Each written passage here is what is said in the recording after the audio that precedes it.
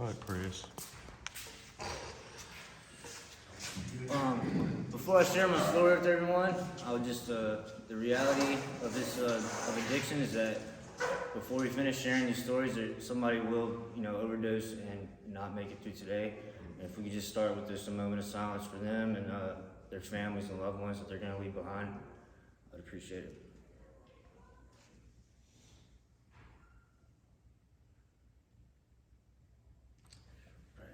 Well, my name is Steven. I was born in Savannah, Georgia 29 years ago, and I spent the majority of my life there. When I was 2 years old, my parents decided they could no longer care for me or my sister.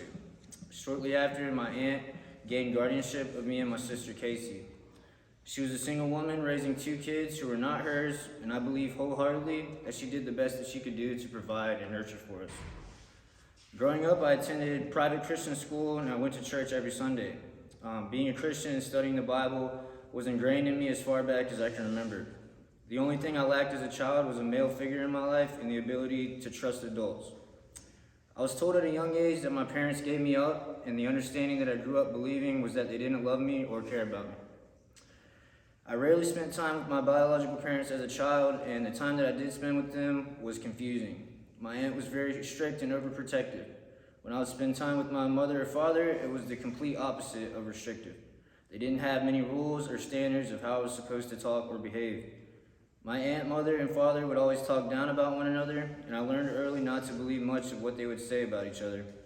Some of the information was probably true, but I don't feel as though I wanted to know what was true and what wasn't true. When I was about 8 years old, my father was arrested, and I began to realize that my mother was drinking and probably using drugs on a regular basis. As I grew older, I began to feel as though I was walking on eggshells around my aunt, and I started getting in trouble at school.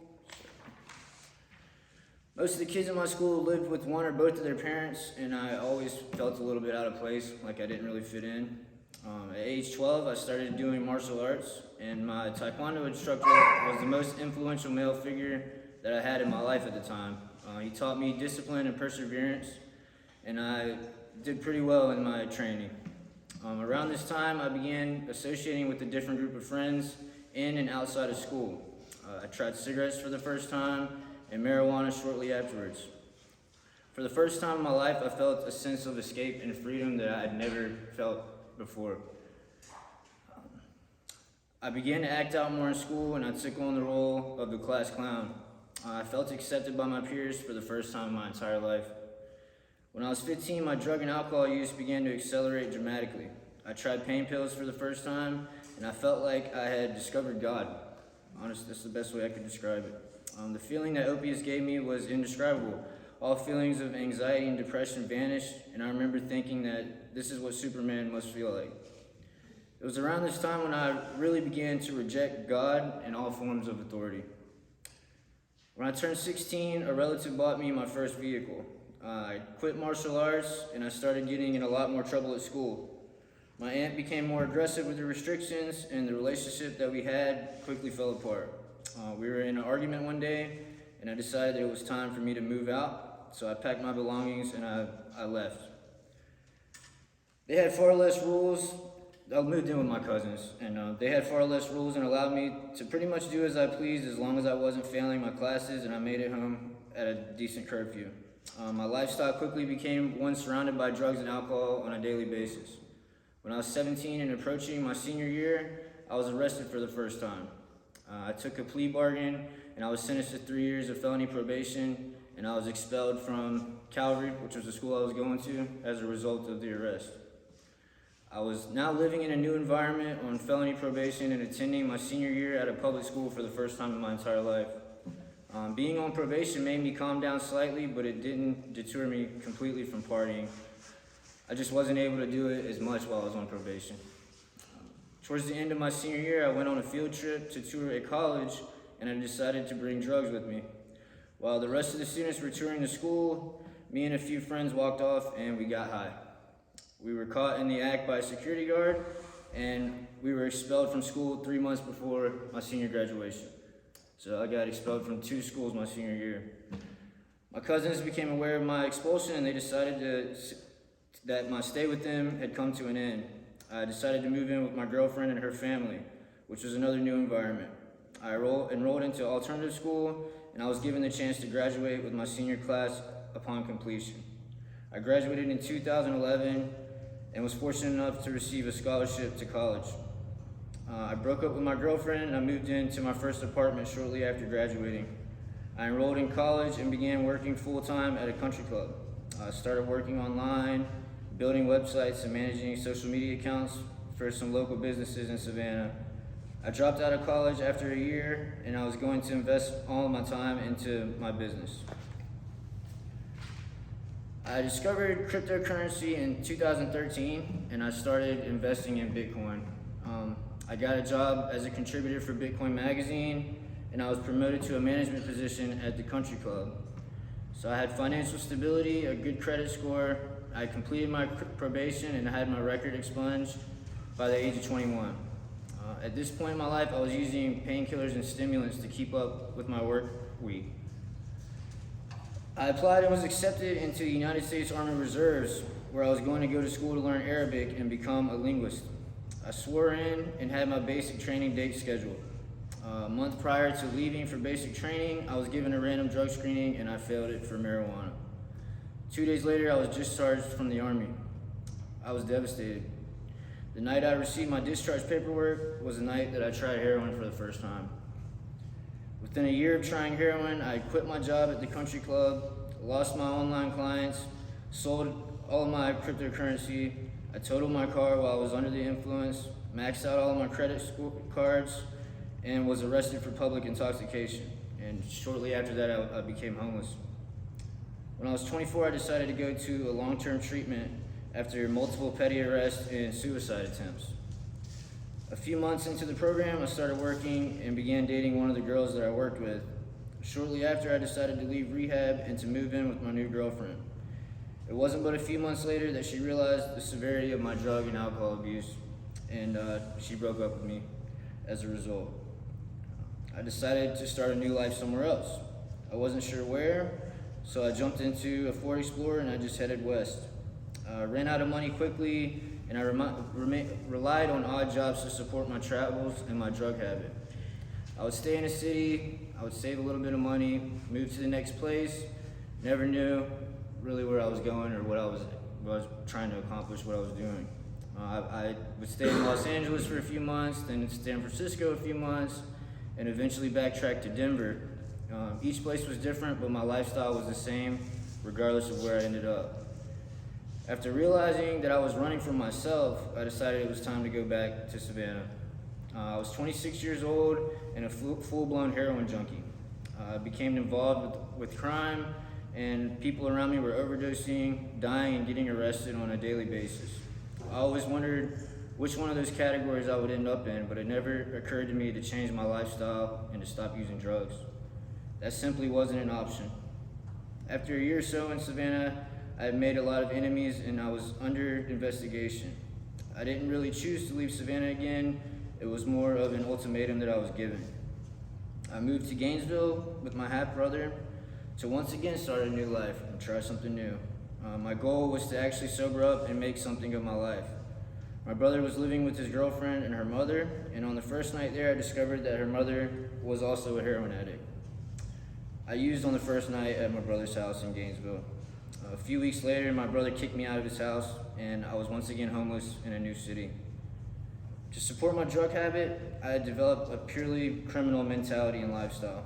I was arrested, bonded out, and was given a court date. I don't even remember considering the consequences of not going to court. At some point, a warrant was issued for my arrest, and a bounty hunter was actively looking for me.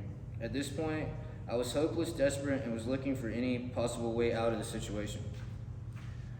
I checked myself into detox at Shands Hospital, the same hospital that Chance and Julius went to, and I was giving a list of treatment facilities. This is when I was first introduced to Hand in Hand. I sent the application to James Wickstead, and by the grace of God, I was accepted into the program. Within 48 hours, I was on a Greyhound bus from Gainesville, heading to some place called Eustis, Florida, for a year-long recovery program. My first few weeks at Hand in Hand are a blur. I was in a state of psychosis from all the drug abuse and I was extremely paranoid. The staff and the guys in the program made me feel welcome and safe. The authenticity of James Wickstead and Chris Harris was unlike anything I'd ever experienced in my entire life. Within a few months, my head had cleared up and my legal issues were handled. I had made it a little over 100 days without getting high for the first time in 15 years. This is when I allowed my ego to take over. I was 28 years old and was comparing my current situation with the one I had envisioned in my early 20s. Nowhere had I imagined that I would be graduating from a drug treatment facility at 30 years old. After battling with myself for several weeks, I decided to leave Hand in Hand and move into a sober living house in Tavares. As I was leaving, I remember having a gut feeling that I was making a terrible mistake. My family was extremely disappointed, as well as the guys and the staff at Hand in Hand. Once again, I wanted things my way on my time, which is the same destructive thought pattern that had completely ruined my life. I made it roughly 6 weeks at the sober living house before relapsing. This time when I used, I had an overwhelming feeling of shame and guilt, which had occurred before but never so severely. It was safe to say that the seeds that Hand in Hand had planted ruined any chance that I had at getting high and feeling euphoric or relieved. It was the polar opposite. Over the next few weeks of using, I was kicked out of the sober living house, homeless again in another new city. My drug use turned into suicidal attempts with every usage. I was no longer using to get high, I was using to die. In 1 week, I had overdosed 3 times, with 2 of those times being on the same day in the same hospital shift. My third overdose was the most influential one of my life. I had gone into a remote part of the woods to what I believed would be an impossible location for anyone to find and revive me. The next memory that I have is being shocked back to life in an ambulance. For the next several hours, I was in and out of consciousness and was wearing an oxygen mask.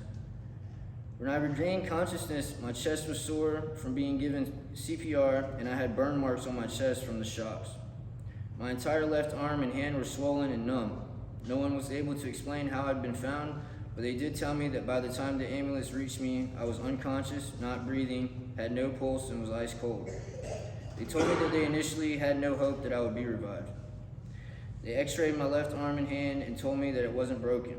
After an MRI, they could find nothing wrong with it, although it was clearly injured by how swollen that it was. After several days, they released me from the hospital, and I was homeless with no feeling or function in my left hand. The doctors had given me no diagnosis or explanation for what was wrong with my hand. They were more concerned with the fact that I was even alive and told me that I should be grateful that somebody found me. However, I did not feel so grateful. I was angry that I was still alive. I was hopeless. I was homeless and unemployable because my left hand wasn't functioning whatsoever. I had no drugs, no money, no place to live, no place to work, and no friends. I was embarrassed, ashamed, confused, and desperate. I saw a parking garage in the distance and told myself that I was going to climb to the top and dive off of it. I remember being on the edge and looking down, saying to myself, with my luck, I won't die and I'll be paralyzed, and then I really won't be able to kill myself. I pulled the phone out and began researching the chances of death from a 6-story plunge. There was a 10 to 15% chance that I wouldn't die, and that was too much of a risk for me. I laid down and looked at the sky, up at the sky while crying, and prayed for the first time since I had left Hand in Hand. I asked God, why me? Why can't I just die? Just go ahead and send me to hell. It can't be any worse than where I am right now. Please just help me, I'm lost. It gives me chills to say this because it is by far the most significant moment of my life. I had an immediate sense of comfort. It was like God was speaking to me directly through my feelings, which in my opinion are much more powerful than words. Stephen, get up. I have plans for you. Your life is not over. It's just beginning. I'm with you right now. I've always been with you, and I always will be with you. At that moment, I regained my will to live. I had absolute faith for the first time in my entire life. I walked straight to the library and was determined to figure out what was wrong with my hand and what this plan was that God had for me. After researching my symptoms and reading similar cases, I learned about Saturday night palsy. Saturday night palsy is damage that occurs in a nerve when it is pinched for a prolonged period of time. It is common among alcoholics when they pass out in an awkward position after a night of drinking. My next step was to return to the hospital and confirm my diagnosis. The first doctor that I encountered in the ER immediately stated that she thought it was a case of Saturday night palsy. This is before I even had mentioned it to her. She informed me that it would take 6 months to a year to fully recover. Although I was pretty upset at how long it would take to recover, I kept my faith and that it was all part of God's plan for me. I was considering what I could possibly do next with only one hand, and another feeling overwhelmed me. Hand in hand. My first thoughts were, no way, I'm not going back there. They probably wouldn't allow me to come back anyways. I called my family and told them what was going on, and the advice that I received was the same from each one of them. Call hand in hand and ask if they will accept you back into the program, and pray. I called James Wickstead and I poured my heart out to him. For some insane reason, Hand in Hand accepted me back into the program and welcomed me with open arms. The first few days were rough. I was detoxing, and the guys who had joined the program after me were job searching that day and were only a week away from going to phase 3. Had I never left, I would be in that group, going to search for a job with nearly 9 months of clean time. As difficult as this was for me, I kept praying and God kept comforting me. I made a commitment to God, myself, my family, and the program that no matter how difficult or challenging things got, I was determined to stick with it this time. Coming back to Hand in Hand was the best decision that I've ever made. I'm convinced that there is no other place in this world that could offer me what this program has given me. The staff, the guys in the house, the curriculum are unique and unlike anything I could have ever imagined. The things that I've learned and am still learning are continuing to change my life each and every day. There are no words significant enough to express my gratitude for the new life that Hand in Hand has given me. James Wickstead, Chris Harris, Dave Douglas, Grandma, Mr. Jerry, Chris Burns, and the Cross Church, and all of its members. The guys who've become my brothers in the program, and even our house dog Zeus, will have a special place in my heart for the rest of my life. The empathy, compassion, love, and peace all of you have shown me, I will cherish forever. All of you have given me a new life and a strong foundation to continue building on for years to come. I thank God for all of you every day. With grit, I can live a healthy and happy life for years to come. God, relationships, integrity, and truth. Get you some!